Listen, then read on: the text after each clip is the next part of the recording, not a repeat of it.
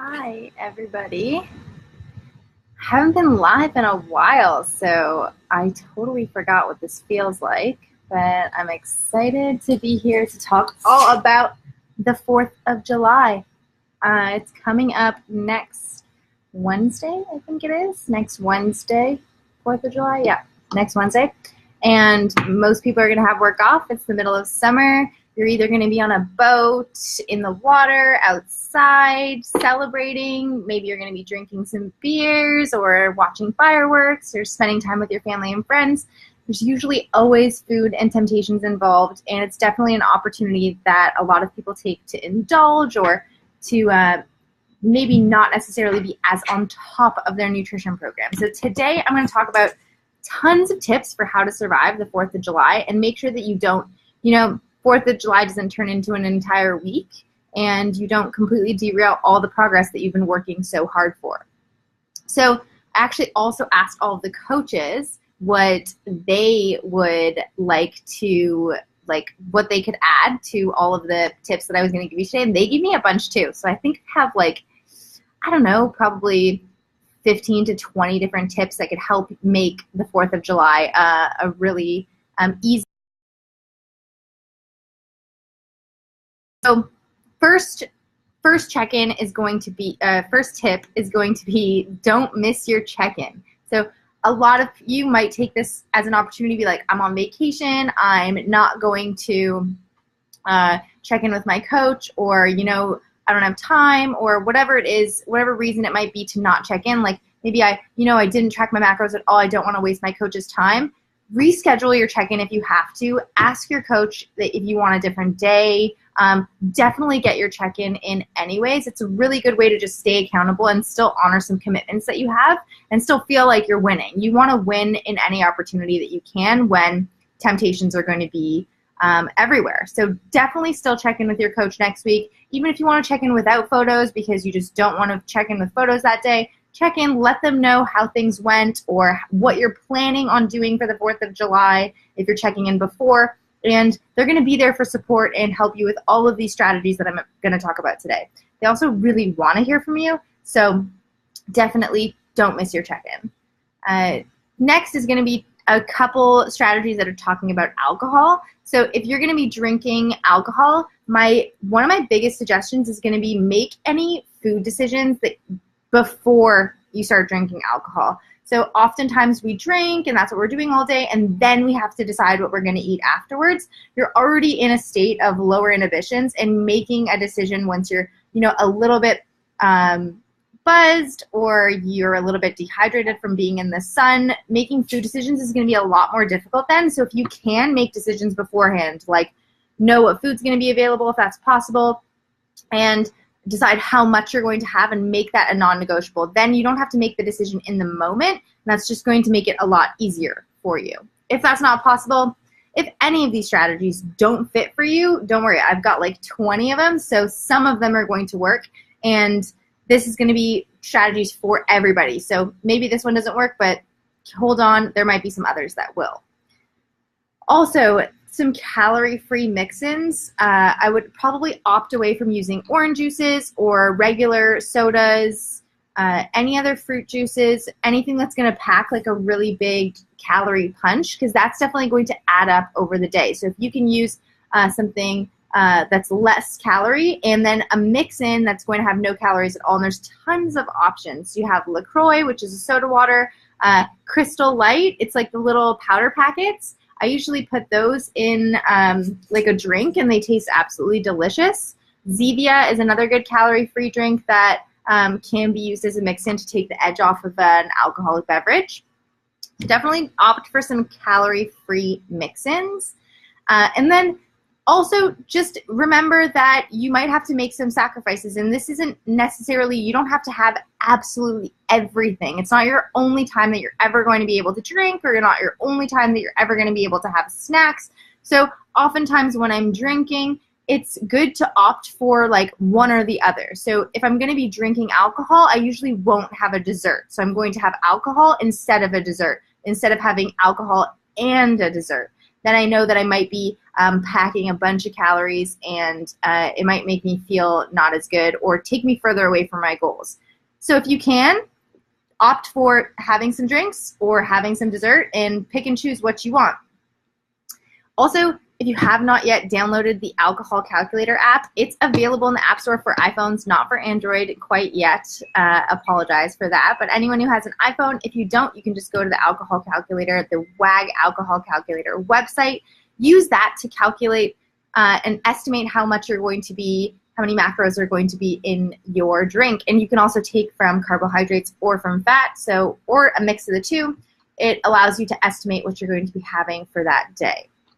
Also, another strategy around alcohol is to have a drink in your hand at all times. So this can be an alcoholic beverage.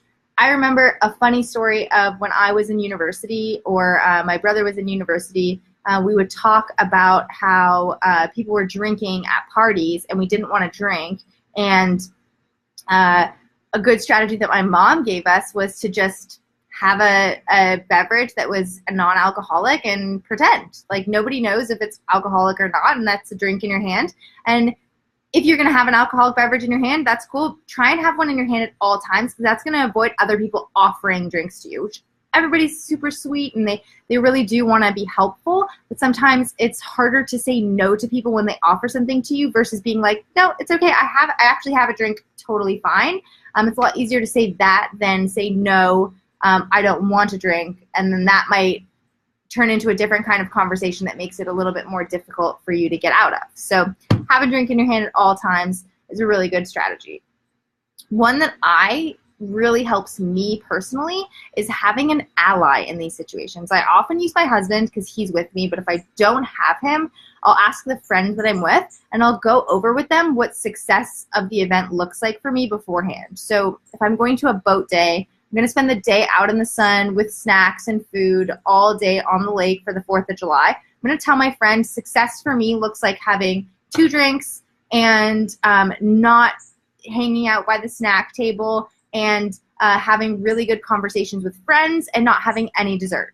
And that's my definition of success. Anything else that happens, totally fine, not in my definition of success. If I have, a couple snacks, but I didn't just like hang out and stand by the snack table, then that's totally fine. If I, am going to a dessert or somebody offers me a dessert, then my ally can come in and be like, help me say no to that request. My husband often be like, no, she's following a diet, and then coming from somebody else, it's a little bit more comfortable than you needing to justify it for yourself. Someone can have your back and stand up for you. It makes things a little bit less uncomfortable for you, and also it's easier. When I'm standing up for somebody else, it's a little bit easier than being like, hey, actually, I'm following a nutrition program, and I really don't want to, I really want to try and stay on track as best as possible. It's a lot harder to say that for yourself than it is to say it for somebody else. My husband will be like, she's actually been crushing it on this nutrition program, and that just, she planned out what she was going to eat today. And I love that he says it for me, and it just makes it a lot easier for me. If you can ask about food ahead of time, that would make it also really easy to know what options are available. And a hack that we've talked about tons of times is just to bring a dish. Everybody loves somebody that brings a dish. So bring a dish that that you can have some of. Bring a lot extra so that you're not just, taking from that and not having enough for everybody else. But bringing your own dish can be very hospitable and make sure that it fits within your nutrition program, and that just makes it really easy for you to stay on track. Also, there are some quick and easy ways to estimate your food, whether it's taking a picture of your food and logging it later, or using your hand to estimate, so putting your hand in the photo and using it to estimate, or just using the plate method. If you go into the knowledge base, you'll see a different photos of what a plate could look like. So how much of the plate would be vegetables, how much would be protein, how much would be fats, and how much would be carbohydrates. It makes it a lot easier for you visually to be like, if I set my plate up that way, I don't necessarily need to weigh and measure anything. I don't need to track it at all, but I know that I've been relatively on track, and I can just let the guilt go and just have a really good time and be present with my friends instead of worrying about tracking my food in any type of tracking app. So one thing that I used to do all the time when I would go to events where I knew there was going to be food is I would kind of fast beforehand. So, I'm going to like save up all my macros, and I'm going to make sure that, anything I want to eat, I'm going to be able to have. And you always think this is going to go well. Oh, I'm only going to eat a certain amount. I'm only going to eat what fits my macros, but you're kind of so hungry already that your willpower is definitely not as strong as it was when you're actually a little bit more full.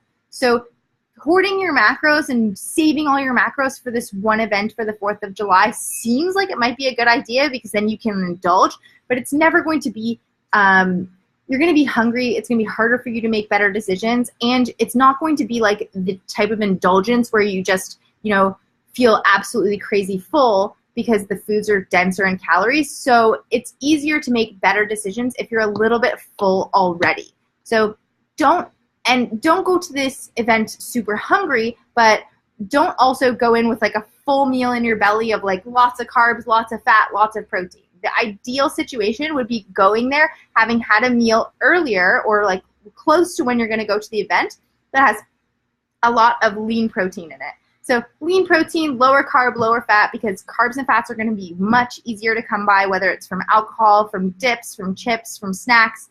Just, a really big, delicious salad or stir fry with vegetables and chicken or lean ground beef is really going to make you a little fuller and make it easier for you not to completely overindulge. I think so many of us have been in that situation where you're just so hungry, you're like, screw it, I'm just going to like completely eat whatever I want because I'm just so hungry.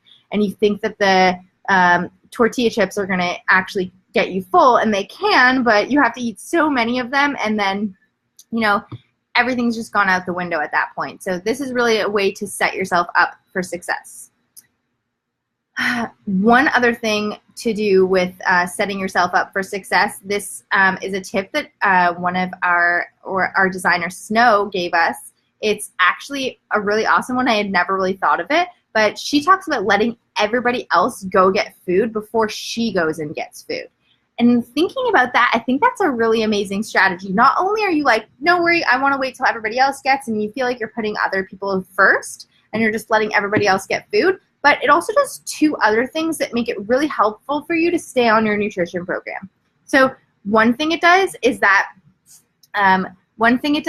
you're going to go and everyone's going to have already been there, and there's not going to be as many options. So there's not going to be as much of the really calorie-dense options likely, and so it's going to make it easier for you to make decisions. Maybe some things will be completely eaten up and there won't be anything left. So that can be really helpful. And then it also makes it so that, when you first go into the line of like the buffet or like the snack table and everyone's around you, so everyone's kind of looking at the choices that you're making, and they're maybe asking questions, or you feel a little bit of pressure, like you feel like people are paying attention to what you're eating, which might or might not be true, but maybe you feel a little bit more pressure. And when you go after everybody else is gone, you're kind of by yourself, and you can choose whatever it is you want to eat. There's no pressure. There's nobody around you looking at what you're deciding, nobody asking questions, and you really can just make sure that you choose whatever you want. And even then, like if you decide to bring a food scale to whatever party that you're going to, which is totally your prerogative and awesome, good for you for doing that, it's going to be a lot easier to do that when everybody's already gone and you're just by yourself at the table, not like holding everybody up behind you. So that is a really good tip. I love that one. Another thing is to not graze. So what do you mean by graze? Is like just standing around, taking a couple of nibbles here, taking a couple of nibbles there. Try and catch yourself when you're grazing. And this is a really good thing to talk about with your ally. So the ally that's coming with you, say, hey, if you notice that I'm just grazing, talking, standing, munching on this, munching on that, just give me like a little code word or like a little pinch. And then that will be like my trigger to know like, oh, okay, I'm grazing. Like, yeah. And biggest tip of all, when your ally does come up to you and tries to give you help, don't get defensive and don't be upset with them, because that's a surefire way to make this person never help you ever again. So just know that you asked this person to help you. So if they just give you like a little tap on the back, or you have a little code tap that they give you, that's the signal that you're grazing, and for you to become aware of it and to try and stop yourself. A great way to stop yourself from grazing is to not just hang out where the snacks are. often people will just kind of congregate where the snacks are, but you can start a new trend. How many times being at parties, you go and sit somewhere else and people just start gravitating towards you and you end up everybody sitting with you having a conversation? Try and have conversations with people away from where the food is. If you're standing at the snack table, even if you don't want to eat the snacks, they're kind of in your peripheral and you're thinking about them subconsciously and you're kind of like, oh, what would that taste like? What would that feel like in my mouth? And you start a little bit fantasizing about eating those snacks that you know you actually don't want to have. So in that situation, out of sight really does mean out of mind. And then when you do go sit somewhere away from the food table, don't face the food table. When you're facing the food table, that's also just the same as like standing around the food table, and it's going to be tempting. It's going to be tempting. So many times I'm like, oh, I'm just going to have one more pretzel, standing talking for a little bit. You kind of forget that you were going to only have one more pretzel, take another pretzel, and then eventually you've had 20 pretzels because you've been standing at the table for an hour. It's just a surefire way to make it much harder for your willpower to stand not actually having that. If you're going to be drinking, I mean, regardless, if you're going to be in the sun and outdoors, if you're any day, you should just drink lots of water. So especially if you're going to be drinking, I like to make the rule of having an equal amount of water for every single drink of alcohol that you have. It's a great way to stay hydrated, to curb your hunger and your appetite, and it's going to make you feel a lot better the next day as well. And having that drink, you know, so if you're going to have a drink of water, after you have the drink of alcohol, you'll have another drink in your hand. So it's going to make it a lot less likely for people to offer you any drinks or alcohol that you don't want to have or make for yourself. Big trick, don't just have water. Maybe put a splash of lime juice in there and put the lime in there. And then to other people, it might look like you have a drink. I mean, it just makes it a lot easier for you to avoid conversations if you're uncomfortable talking to people about the nutrition program that you're following and the rules that you've set for yourself. Kind of just like a little sneaky way of people might assume that if you have a lime in there, like a little umbrella in your water, that might assume that it's an alcoholic drink. I've done that so many times. And so one thing that one of the coaches suggested as well was to plan the day after the 4th of July. So, okay, so maybe you're not going to track your macros the 4th of July. So you know that you're not going to track your food. You know that you're going to be a little bit more relaxed with yourself. You're going to indulge a little bit. You're going to be moderate, implement all these strategies that we're talking about. But usually the next day, maybe guilt set in. It's really hard for you to get back on track. If you've already planned that next day, then it's going to be a lot easier for you to get right back on track. So maybe you don't even plan your macros generally, but okay, I'm just going to plan the day after. I'm going to plan what I'm going to have for breakfast, lunch, for dinner. I know it's going to be a perfect day where I'm going to hit my nutrition program, or I'm going to do exactly what my coach wants me to do, and that's going to make it really easy for you to get right back on track versus, you know, you're feeling a little bit guilty. You have this like natural desire to want to eat much less to compensate for how much you've eaten on the 4th of July. Then if you already have this day planned and you don't have to do all the work to plan it, it's going to be a lot more likely that you just get right back on track. The Zone Diet has this amazing quote. It's called, "It just takes another meal to get back in the zone." And I absolutely love that. So it's like, even if you did eat more than you wanted to, or more than what your nutrition program allows, it's totally okay. It only takes one more day to get back on track. Only takes one more meal to get right back on track. And it's definitely not a time to try and compensate for, you know, eating a little bit too much. Definitely talk to your coach about that if that's what you're going to try and do, and you guys can strategize how to work around that together. A huge thing too, especially for females, but also for males, is that just be prepared for your weight to fluctuate the next day. The number on the scale might fluctuate because you've been in the sun all day. It might fluctuate because you drank alcohol. It might go all the way down. That doesn't mean that because you overindulged and your weight went down, you should do that every single day. Like, the body is a little bit of a finicky type of thing. It might fluctuate back up 2 days after.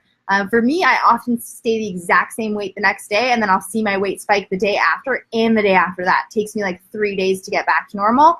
Know that this is totally normal. Don't freak out about the weight fluctuations, and it's just going to come back down in a couple days.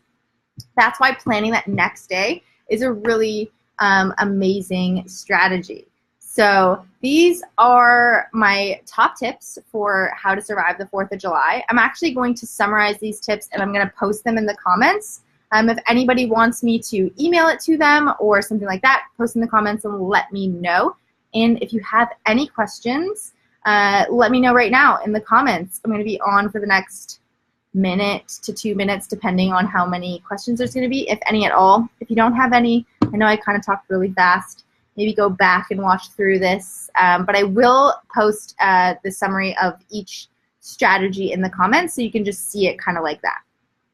And I see my cousin and my mom gave me heart eyes. Thanks, guys. My biggest fans.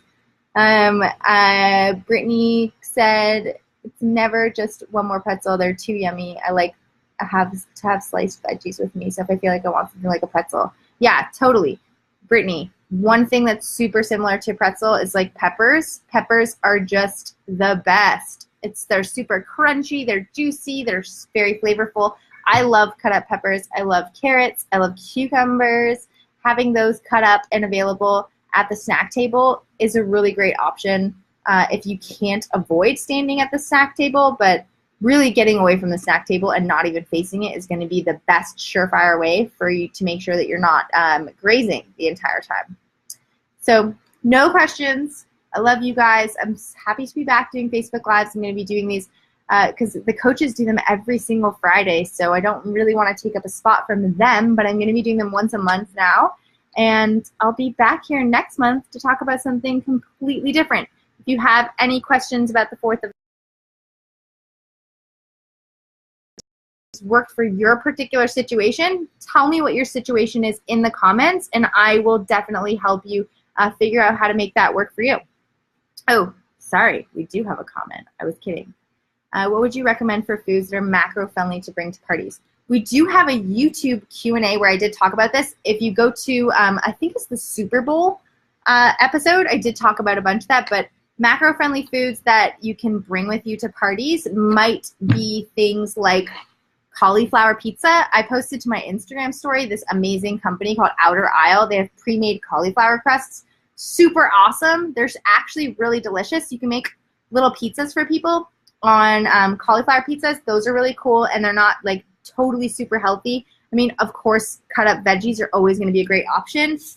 Maybe creating your own dip, like a tzatziki. Something like tzatziki is going to be yogurt, dill, and cucumber, so it's not going to have all of the fat of most of the other dips, like 7-layer dips or cheese dips or artichoke and spinach dips. Those ones are going to have a ton of fat, but if you bring something like a yogurt-based dip and you make it for yourself, it might be like the life of the party. I love, I think some people have done plain yogurt and they mix like a ranch seasoning in there. That is a really good option too. It even packs some protein if you use a Greek yogurt. That's a really great option. Off the top of my head, what else? You could do chicken skewers, like make little chicken skewers that have like vegetables in between, like shish kebabs. You can have like little chunks of chicken in between or little chunks of a lean beef in between. Snacking on that, it's also like really high volume and can keep you really full. And that's a really great option. Bringing like a big drink in a big jug that you know has a calorie-free mix-in there, that can be something great to bring for people. Something else, maybe like a pasta salad, but it uses like the Explore Asian pastas that have they're made out of lentils. I think they're made out of lentils and peas. Maybe lentils and peas instead of being like regular pasta that's going to be really carb heavy and not as high in fiber. So that, making like a pasta salad and mixing some veggies in there, and it honestly, most people won't even know the difference. You can also go to the Working Against Gravity blog. We have a ton of macro-friendly recipes. Just go to articles, filter by recipes. There's going to be a ton of recipes there. We also just posted 4 recipes for the 4th of July specifically. I think there's a street corn, there's a hot dog, pig in a blanket? Yeah, pig in a blanket type of thing, and some mushroom caps, as well as like a little kind of like hamburger, but I think it's a veggie type of hamburger with zucchini. There are a couple options there. All of them are super delicious, and there's going to be a lot of options for you there. All right, well, thanks for listening to me talk super fast. I feel like I'm a little bit out of practice with these Facebook Lives, but Happy to be back here, and hang on, I'm going to be posting all these tips in the comments. And I hope you have an amazing 4th of July next week. And please check in with your coach. Let them know what you're doing. They want to be in on your celebrations with you. And don't miss your check-in. So thanks, guys.